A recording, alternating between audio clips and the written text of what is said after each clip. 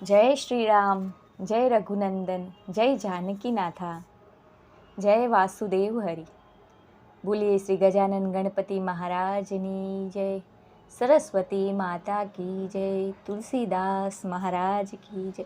बालकांड को आगे बढ़ाते हैं, पार्वती जी के प्रसंग को आगे बढ़ाते हैं। उससे पहले प्रभु श्री राम जी की स्तुति करते हैं। मंगल भवन अमंगलहारी, द्रवउ सुदशरथ अजीर बिहारी।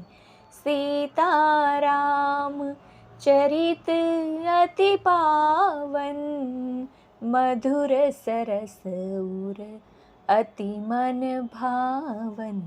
राम सिया राम जय जय राम। प्रभु रामचंद्र जी की जय, लक्ष्मी नारायण भगवान की जय। बालकांड को आगे बढ़ाते हैं। माता पिता को बहुत तरह से समझाकर बड़े हर्ष के साथ पार्वती जी तप करने के लिए चली है।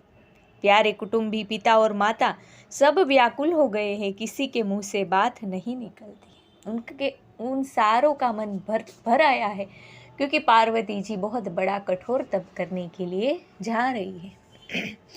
तब वेद शिरा मुनि ने आकर सबको समझाकर कहा कि पार्वती जी की महिमा सुनकर सबको समाधान हो गया। मुनि ने आकर सबको समझूती दी और पार्वती जी कौन है उनकी महिमा सुनाई। ये सब सुनकर उन सब के मन को समाधान मिला। प्राणपति शिवजी के चरणों को हृदय में धारण करके पार्वती जी वन में जाकर तप करने लगी। पार्वती जी का अत्यंत सुकुमार शरीर तप के योग्य नहीं था, तो भी पति के चरणों का स्मरण करके उन्होंने सब भोगों को तज दिया।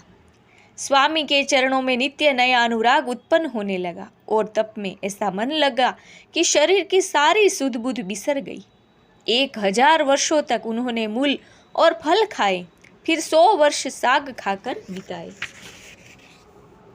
कुछ दिन जल और वायु का भोजन किया और फिर कुछ दिन कठोर उपवास किए। जो बेलपत्र सूखकर पृथ्वी पर गिरते थे 3000 वर्षों तक उन्हीं को खाए। यानी सिर्फ सूखे हुए बेलपत्रों को माँ पार्वती जी खा रही थी तप के दौरान। फिर सूखे पर्ण यानी पत्ते भी छोड़ दिए, तभी पार्वती का नाम अपर्णा हुआ। तब से उमा का शरीर क्षीण देखकर आकाश से गंभीर ब्रह्मवाणी हुई। जब पत्तों को भी माँ पार्वती ने छोड़ दिया, तब माँ पार्वती जगदम्बा का एक नाम अपर्णा पड़ा, जो हमें दुर्गा सप्तशती में भी बताया गया है। और उनका ये तप देखकर आकाश में से आकाशवाणी हुई, हे पर्वतराज की कुमारी, सुन, तेरा मनोरथ सफल हुआ। तू अब सारे असह्य कलेशों को, कठिन तप को त्याग दे, अब तुझे शिवजी मिलेंगे। एक ऐसा आकाशवाणी ने सुनाया कि अब आपकी जो तप था पार्वती जी का, वो यहाँ संपूर्ण हुआ है और उनको शिवजी ज़रूर मिलेंगे। ऐसा आकाशवाणी हुई। असत पुकाहुन कीन्ह भवानी, भये अनिक धीर मुनि ज्ञानी। अब उरधरहु ब्रह्म बरबानी, सत्य सदा संतत सुचि जानी। यानी हे भवानी, धीर मुनि और ज्ञानी बहुत हुए हैं, पर ऐसा कठोर तप किसी ने भी नहीं किया। अब तू इस श्रेष्ठ ब्रह्मा जी की वाणी को सदा सत्य और निरंतर पवित्र जानकर अपने हृदय में धारण कर। ऐसा तप किसी ने भी आज तक नहीं किया था। ऐसी ब्रह्मवाणी हुई और ये वाणी को अपने मन में धरकर आप अपना तप यहाँ संपूर्ण करिए। जब तेरे पिता बुलाने को आवे तब हठ छोड़कर घर चली जाना, और जब तुम्हें सप्तर्षि मिले तब इस वाणी को ठीक समझना। इस प्रकार आकाश से कही हुई ब्रह्मा की वाणी को सुनते ही पार्वती जी प्रसन्न हो गई और हर्ष के मारे उनका शरीर पुलकित हो गया। याज्ञवल्क्य जी भरद्वाज जी से बोले कि मैंने पार्वती जी का सुंदर चरित्र सुनाया, अब शिव जी का सुहावना चरित्र सुनो। तुलसीदास जी कहते हैं, याज्ञवल्क्य जी क्या बता रहे हैं भरद्वाज जी को। रामचरितमानस में आगे पार्वती जी के कथा के बाद अब शिव जी की कथा सुनाते हैं, शिव जी का चरित्र सुनाते हैं। जब ते सती जाई तनु त्यागा, तब ते शिव मन भयउ बैरागा। जप ही सदा रघुनायक नामा, जह तह सुनहि राम गुण ग्रामा। यानी जब से सती ने जाकर शरीर त्याग किया, तब से शिव जी के मन में वैराग्य हो गया था। वे सदा श्री रघुनाथ जी का नाम जपने लगे और जहाँ तहाँ श्री रामचंद्र जी के गुणों की कथाएं सुनने लगे थे। चिदानंद सुख के धाम, मोह मद और काम से रहित शिव जी संपूर्ण लोकों को आनंद देने वाले भगवान श्री हरि श्री रामचंद्र जी को हृदय में धारण कर भगवान के ध्यान में मस्त हुए पृथ्वी पर विचरने लगे। वे कहीं मुनियों को ज्ञान का उपदेश करते और कहीं श्री रामचंद्र जी के गुणों का वर्णन करते थे। यद्यपि सुजान शिव जी निष्काम है, तो भी वे भगवान अपने भक्त यानी सती के वियोग के दुख से दुखी हैं। शिव जी तो निष्काम हैं, उन्हें किसी भी चीज़ का काम नहीं हुआ, कभी इच्छा नहीं हुई। फिर भी सती भी उनकी एक भक्त थी, सती भी उनका आधार अंग थी, उनकी पत्नी थी। इस बात का उनके वियोग से उनको दुख हो रहा था, वे वियोग में दुखी हो रहे थे। इस प्रकार बहुत समय बीत गया। श्री रामचंद्र जी के चरणों में नित नई प्रीति हो रही है। शिव जी के कठोर नियम, अनन्य प्रेम और उनके हृदय में भक्ति की अटल टेक को जब श्री रामचंद्र जी ने देखा, प्रगटे राम कृतज्ञ कृपाला, रूपशील निधि तेज विशाला, बहु प्रकार शंकर ही सराहा, तुम्ह बिनु अत्सव्रतु को निर्वाहा। तब कृतज्ञ उपकार मानने वाले, कृपालु, रूप और शील के भंडार, महान तेज पुंज भगवान श्री रामचंद्र जी प्रकट हुए। उन्होंने बहुत तरह से शिव जी की सराहना की और कहा कि आपके बिना ऐसा कठिन व्रत और कौन निभा सकता है। आपके बिना, आपके अलावा ऐसा कौन तप कर सकता है महादेव। श्री रामचंद्र जी ने बहुत प्रकार से शिव जी को समझाया और पार्वती जी का जन्म सुनाया। कृपा निधान श्री रामचंद्र जी ने विस्तार पूर्वक पार्वती जी की अत्यंत पवित्र करनी का वर्णन किया। यानी महादेव को बताया कि सती जी का पुनर्जन्म हुआ है पार्वती जी के रूप में और उनका जो तप है वो सारी कथा उन्होंने प्रभु यानी शिव जी को सुनाई। प्रभु रामचंद्र जी ने कह शिव यद्यपि उचित अस नाही, नाथ बचन पुनि मेटि न जाही, सिर धरियाय सुकरिय तुम्हारा, परम धर्म यह नाथ हमारा। अब बिनती मम सुनहु शिव, जो मैं पर निज नेहूँ, जाई बिबाहु शैल जही, यह मोहि मांगे देहूँ। फिर उन्होंने शिव जी से कहा कि हे शिव जी, यदि मुझ पर आपका स्नेह है तो अब आप मेरी विनती सुनिए, मुझे यह मांगे दीजिए कि आप जाकर पार्वती जी के साथ विवाह कर ले। प्रभु ने, श्री रामचंद्र जी ने प्रकट होकर शिव जी को यही समझाया कि आपको अभी पार्वती जी के साथ विवाह करना है, क्योंकि वही सती जी का दूसरा जन्म है, आपकी अर्धांगिनी है।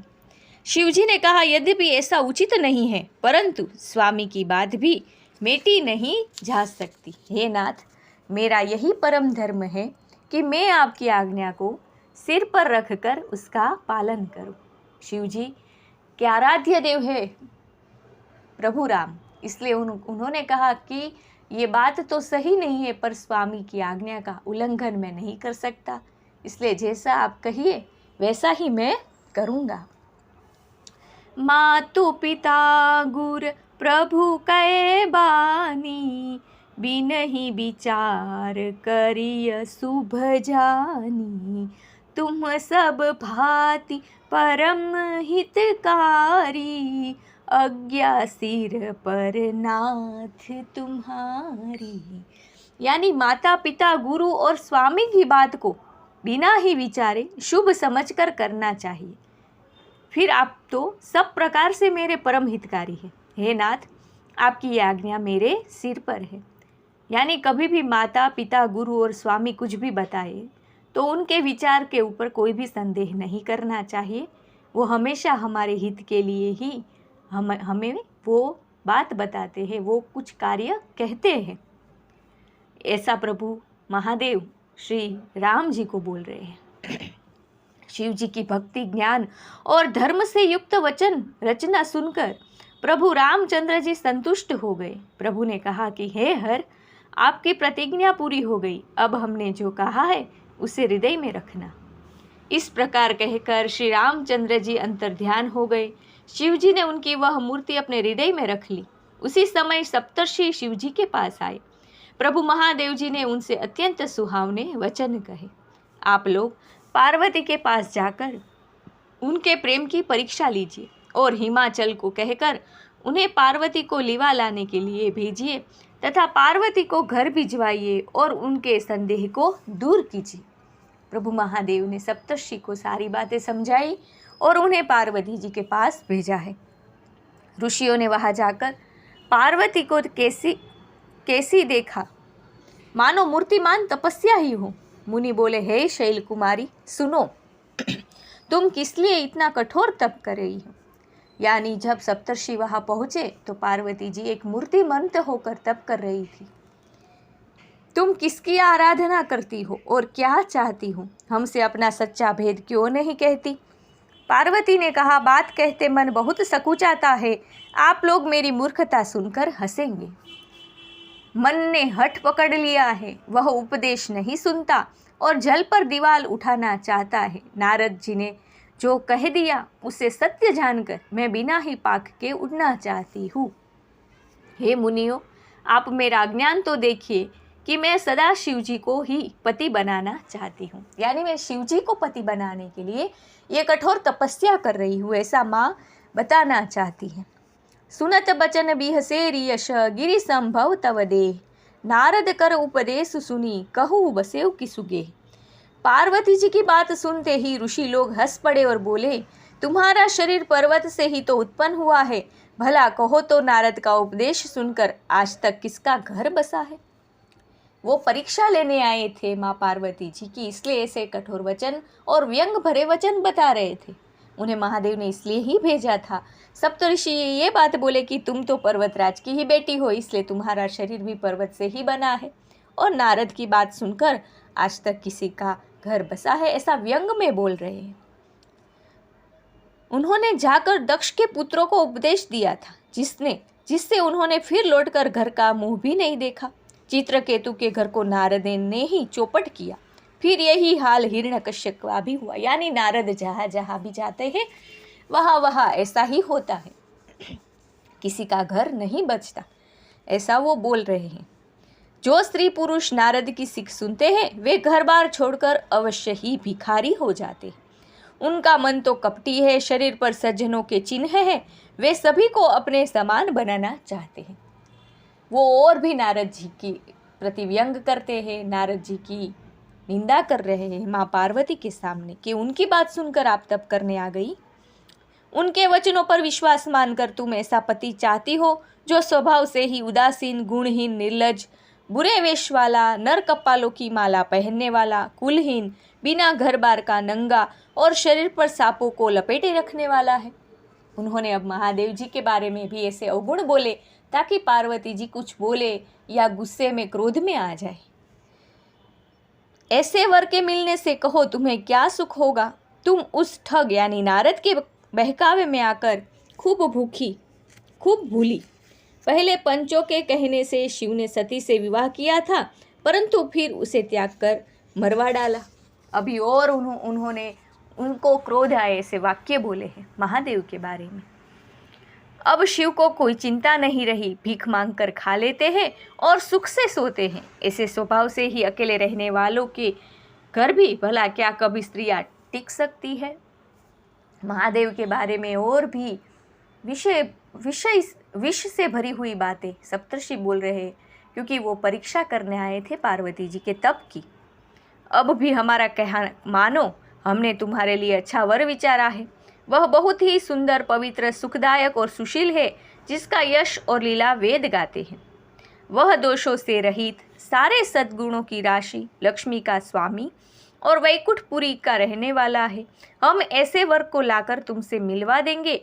यह सुनते ही पार्वती जी हंसकर बोली, सत्य कहेहु गिरि भव तनुएहा, अठन छूट छूटे बरु देहा, कनकऊ पुनि पशान ते होई, झारे हु सहजुन परिहर सोई। आपने यह सत्य ही कहा कि मेरा यह शरीर पर्वत से उत्पन्न हुआ है, इसलिए हठ नहीं छूटेगा।